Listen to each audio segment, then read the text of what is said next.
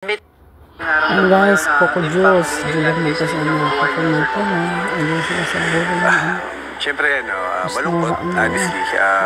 Kasi si Ate Gay, hindi lang naman namin siya nakatrabaho bilang artista. Talagang naramdaman namin siya bilang nanay.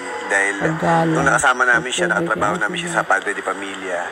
Mula nun kasi yung relationship nagdire-diretso eh. Naging magkaibigan kami, constant yung communication, nagbabalitaan kami pag nagkikita kami sa mga awards night. Kaya kahapon nung nalaman namin, nagulat talaga kami. And then, siyempre, lahat naman ng ito, alam mo yung sobra kami nagpapasalamat sa kanya sa iniambag niya sa industriya natin. Alam mo yung napakalaki kasing contribution niya eh. Kung ano yung minamana namin ngayon, yung hanap buhay, yung trabahong meron kami, sila yung nagpasimula ng lahat ng to. Kaya ang hirap kalimutan, ang hirap tanggapin, pero ganun talaga ang buhay. Pagbigay-pugay nila kay Nora, national artist, superstar talaga, hindi matatawaran ng contribution sa industriya ng Pilipinas.